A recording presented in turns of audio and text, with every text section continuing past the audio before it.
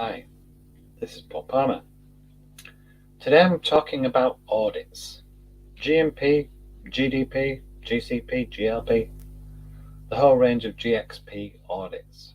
Now, you go out to an audit and you've scheduled it and you've got an agenda, but how do you know what you're going to ask?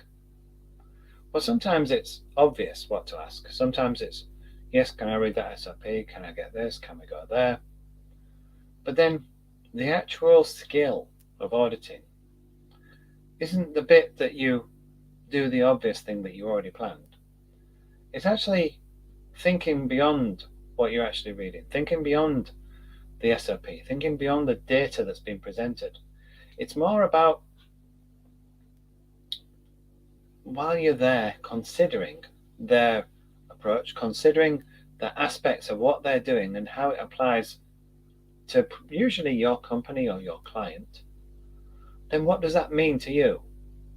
And then, of course, you can consider what's about the compliance aspects, because many people just go and they do a compliance audit.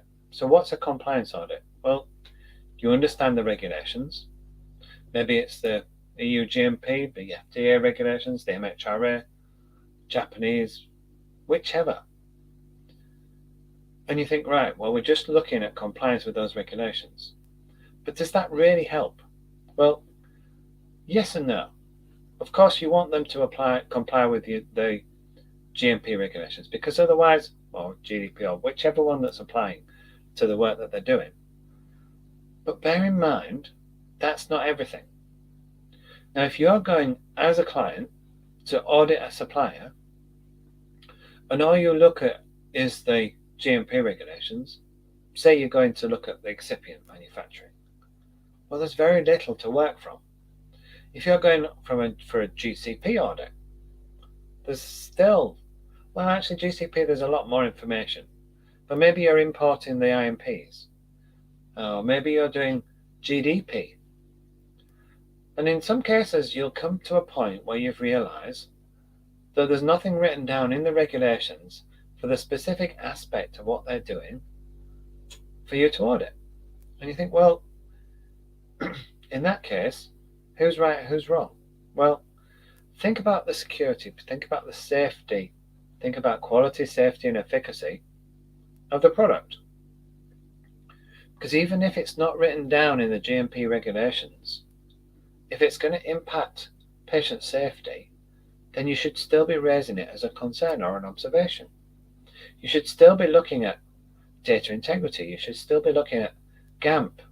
You should still be looking at sampling criteria. You should still be looking at how what they've planned impacts on what it is that you need from them. And if what they're doing doesn't satisfy your requirements, even if it's not something that's written down in GMP, then there's no reason why you can't cite it as part of your audit. So how do you know what to say? Well, the first thing I do is I start with the agenda. You get your opening meeting, you get an understanding from this presentation, and then you go on a tour. And while you're on a tour, you need to be curious. You need to want to understand what it is that they do for you and what it is that they do in general. And you follow the process. I like to do it from start to finish. It doesn't matter which type of audit, start to finish. You might be starting with the planners, you might be starting with audit prep, you might be starting with ideas for a new product. Wherever you start, wherever you go from start to finish. And the reason is, it's much easier to put it together in your own mind and think laterally and across the board if you've got a good understanding of the process start to finish. So you do your tour and you make some notes as you go along, of course. And when there's something that you're really interested in, you go into it in a bit more detail and make some more notes and some other aspects that you want to follow up afterwards. Because, of course, we're always going to do better if it's something that we're interested in. Now, you found an area that you're interested in, you got some more notes, and you're going to go back onto it, and you continue. And you continue through your structure from start to finish of the process. So what do I mean by start to finish? Well, really, think about how the business operates. If it's manufacturing, then you've got goods in, receipt, storage before use, dispensing or allocation to an order, processing, back to the warehouse, testing, could be along the way or at the end, release, storage, and shipping. That's the process start to end. But what if it's clinical? What's the process then? Well, it's usually going to be starting with documentation, because you want to understand what it is that you're trying to achieve. What about GDP? Well, GDP, you need to think about the different times that GDP applies. Anytime it's transported or stored, that's GDP. It being whatever it is that you're looking at. So it could be an API, it could be a finished product, it could be excipients. It's not really considered in terms of packaging. But what applies for your company?